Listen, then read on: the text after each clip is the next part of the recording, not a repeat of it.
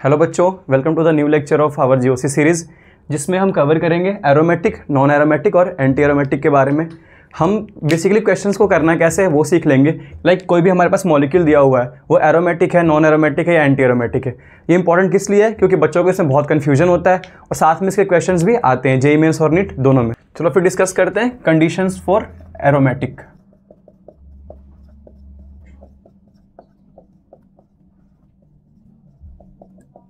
इसमें पहला कंडीशन है कि जो मॉलिक्यूल है वो तुम्हारा साइक्लिक होना चाहिए।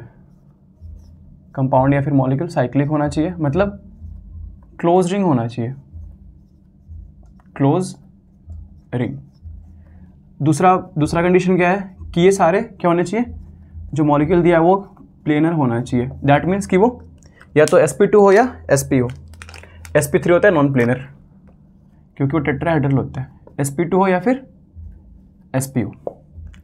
तीसरा पॉइंट है या फिर कंडीशंस बोल लो, तो तीसरा कंडीशन है साइक्लिक कॉन्जुगेशन होना चाहिए। दैट मीन्स कॉन्जुगेशन पूरे रिंग में होना चाहिए। अगर कहीं भी कॉन्जुगेशन ब्रेक हुआ दैट मीन्स वहाँ पे sp3 हुआ, एंड अगर वहाँ पे sp3 हुआ दैट मीन्स क्या हो जाएगा, वहाँ पे तुम्हारी खत्म हो जाएगी ना फिर प्लेनारिटी। दैट मीन्स वहाँ पे एरोमेटिक तो नहीं बनेगा, कुछ और बनेगा, वो हम डिस्कस करेंगे।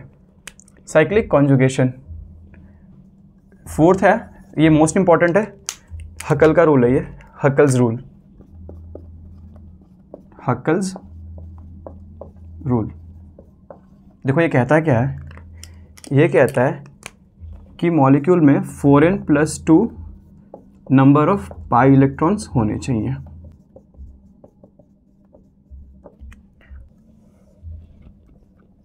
Conditions for anti aromatic. देखो इसमें जो है ना, ये शुरू के 3 कंडीशंस वो सारे सेम है। दैट मीन्स कि क्या, पहला पॉइंट होगा कि साइक्लिक होना चाहिए, पहला कंडीशन। दूसरा है कि ये प्लेनर होना चाहिए, पूरा मॉलिक्यूल तुम्हारा प्लेनर होना चाहिए। थर्ड क्या है, साइक्लिक कॉन्जुगेशन होना चाहिए, cyclic conjugation. And fourth condition है, इसमें थे 4n+2 पाई इलेक्ट्रॉन्स होने चाहिए थे, एंड इसमें क्या होने चाहिए, सिर्फ 4n pi electrons. That means कि 4 के मल्टीपल में पाई इलेक्ट्रॉन्स होने चाहिए। तो देखो हमारे पास, मैं इसके लिए एक एग्जांपल डिस्कस करता हूँ।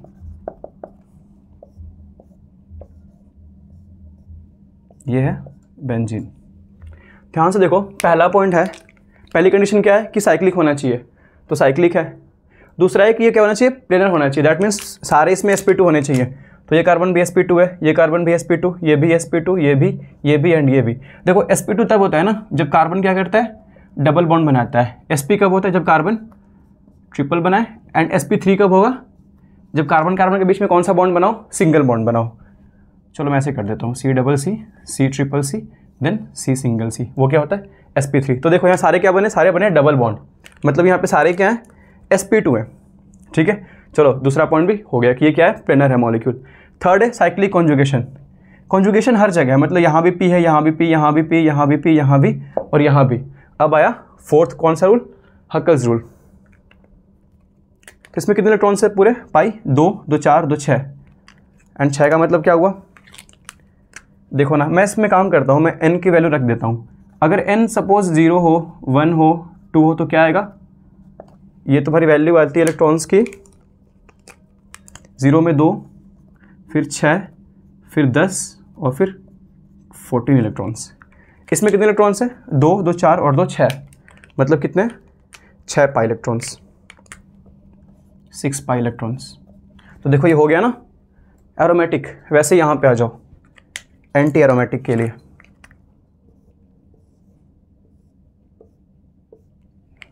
इसमें देखो साइक्लिक ये भी है, एंड इसमें सारे कार्बन क्या है, sp2 है, मतलब यहाँ भी पूरा मॉलिक्यूल प्लेनर है। थर्ड क्या है, साइक्लिक कॉन्जुगेशन। तो देखो कॉन्जुगेशन हर जगह है, कहीं भी कॉन्जुगेशन ब्रेक नहीं हुआ। देखो डबल सिंगल डबल, यहाँ से देखो double single double. Fourth point है 4n, तो देखो ना यहाँ पे n की वैल्यू रख लो, एंड यहाँ हम n शुरू करेंगे 1 से, n 1 2 3 हो सकता है। दैट मीन्स और भी फर्दर हो सकता है, तो आएगा 4 1 रखने पे, फिर 8, फिर 12, मतलब 4 के मल्टीपल्स में होने चाहिए इलेक्ट्रॉन्स। यहाँ पे कितने, एक बॉन्ड में 2, तो 2 बॉन्ड में 4, दैट मीन्स 4 पाई इलेक्ट्रॉन्स।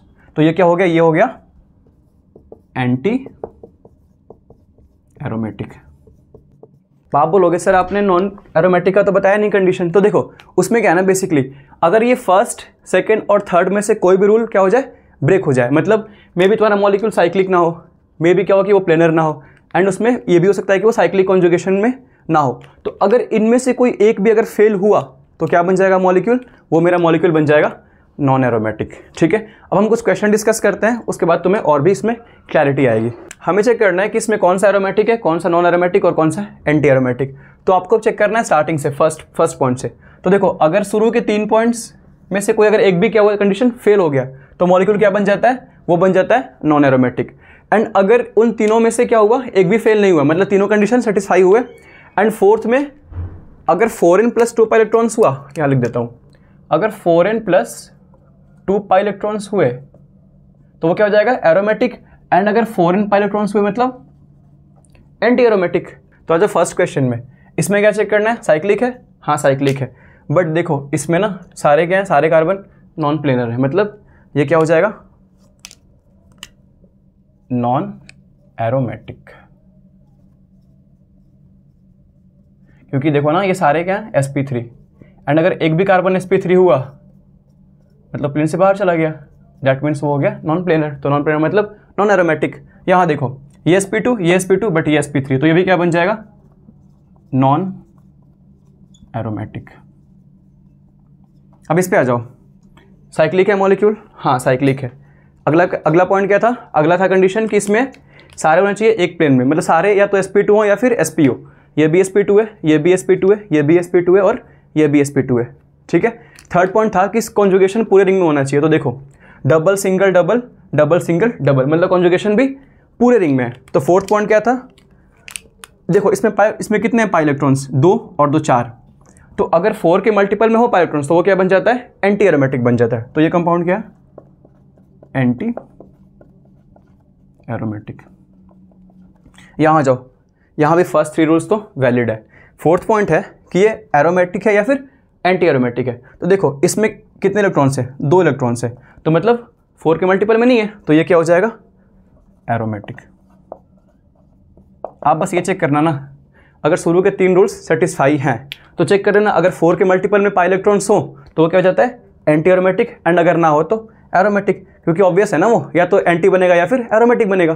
देखो अगला पॉइंट, मतलब अगला क्वेश्चन देखो 5th नंबर, इसमें भी क्या है, शुरू के तीनों रूल्स सेटिस्फाई है।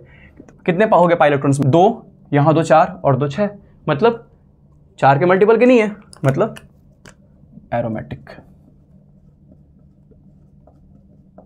ऐसे यहाँ पे सारे कंडीशन फॉलो हो रहे, और इसमें कितने पाई इलेक्ट्रॉन्स हैं, 6, मतलब एरोमेटिक। यहाँ देखो सेम वैसे ही एरोमेटिक। अब डिस्कस करते हैं 8th नंबर क्वेश्चन। इसमें आप क्या करते हो, बेसिकली आप ये करते हो 2 2 4 और 2 6 इलेक्ट्रॉन्स। देखो इनको काउंट नहीं करना क्योंकि ये sp2 में है, प्योर पी में एक ही लोन पेयर होता है ऑक्सीजन का। तो आप बोल देते हो 2 2 4 2 6 मतलब एरोमेटिक,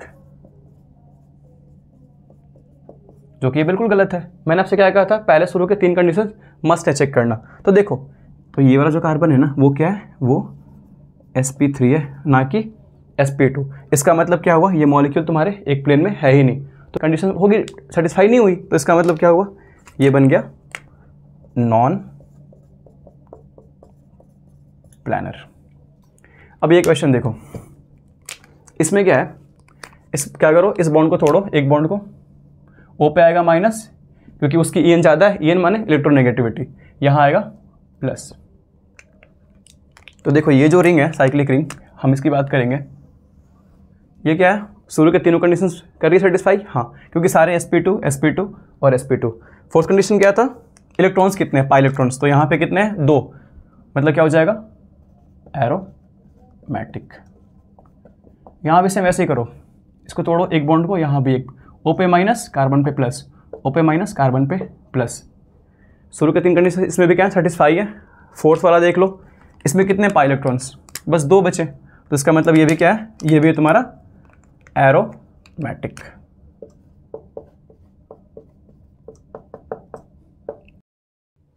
देखो इस केस में क्या हुआ, जो हमारे पास एरोमेटिसिटी है ना, किसकी वजह से आई, ये प्लस यहाँ पे इस प्लस की वजह से। तो क्या लिखा है मैंने, एरोमेटिक इन आयंस, उसको क्या बोलते हैं हम, उसको बोलते हैं क्वासी एरोमेटिक, क्वासी एरोमेटिक। इसका मतलब देखो, जिन कंपाउंड्स में अगर एरोमेटिसिटी का रीजन कौन हो, आयंस हो, तो उनको क्या बोलते हैं हम, क्वासी एरोमेटिक। अगला पॉइंट क्या लिखा है मैंने, क्वासी एरोमेटिक के कंपाउंड्स के बारे में, इनमें क्या होता है, म्यू नॉट इक्वल टू 0 होता है, मतलब इनमें कुछ डाइपोल मोमेंट होता है। अगला पॉइंट क्या है, ये ना वाटर सोल्यूबल होते हैं। यहाँ देखो, यहाँ मैंने स्टार लगाया है, quasi aromatics are more stable. इसका मतलब क्या हुआ, देखो इसको समझते हैं एक एग्जाम्पल से।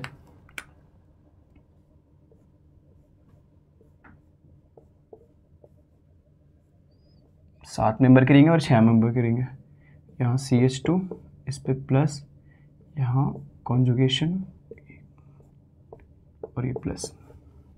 तो यहाँ ध्यान से देखो, ये जो प्लस है ना, इसका कोई रोल नहीं है कॉन्जुगेशन में। क्यों, क्योंकि ये बेंजीन तो पहले से थी रेजोनेंस में, मतलब यहाँ पे कॉन्जुगेशन तो पहले से था। बट ये जो प्लस है ना, वो क्या कर रही है, अगर ये प्लस ना हो तो मेरी एरोमेटिसिटी आएगी ही नहीं। एंड अगर एरोमेटिसिटी प्लस की वजह से आ रही है, तो मतलब ये जो प्लस है वो इसको बहुत ज़्यादा स्टेबल कर रहा है। क्योंकि अगर ये प्लस ना होगी तो फिर क्या होगा, कॉन्जुगेशन होगा ही नहीं। दैट मीन्स ये जो प्लस है ना, उसका रोल किस में है, कॉन्जुगेशन में लाने के लिए।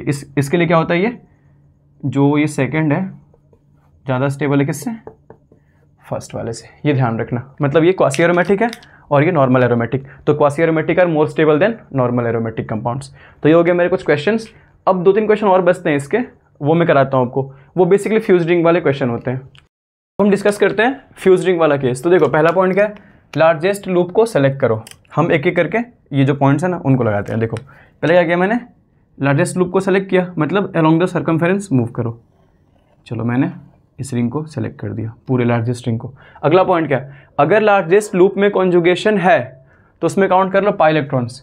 अगर नहीं है तो क्या करो, सेलेक्ट करो जिसमें कॉन्जुगेशन है। तो देखो यहाँ पे ना कॉन्जुगेशन पूरे रिंग में नहीं आ रही। क्यों, क्योंकि यहाँ पे sp3 हो गया और ये sp3 हो गया। तो हम कौन सा, हाँ तो फिर हम कौन सा लेंगे, हम लेंगे बस ये वाला रिंग। तो हमारा बस ये वाला रिंग आंसर में आएगा। तो ध्यान से देखो, तो इसके पास कितने इलेक्ट्रॉन्स हैं, 6। इसमें कितने, 6 पाई इलेक्ट्रॉन्स। तो ये क्या हो जाएगा, एरोमेटिक। मतलब हम इसमें पूरा मूव नहीं करेंगे, हम बस इस वाले रिंग को ही करेंगे कंसिडर, फर्स्ट रिंग को। देखो सेकंड क्वेश्चन देखो, इसमें क्या है, पहला पॉइंट क्या करो, आप बड़ी रिंग को ले लो, कंसिडर कर लो। यहाँ तक आ गए हम, ठीक है। अलोंग द पेरीफेरी मूव किया, पेरीफेरी मतलब सर्कमफेरेंस।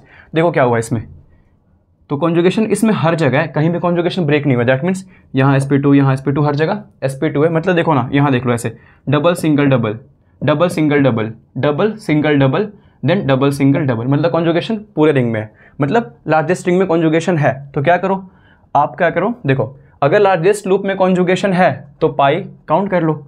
इसमें कितने पाई इलेक्ट्रॉन्स, 2, 2, यहाँ 2, 6, 8 और 10, मतलब 10 पाई इलेक्ट्रॉन्स। तो ये क्या हो जाएगा, एरोमेटिक।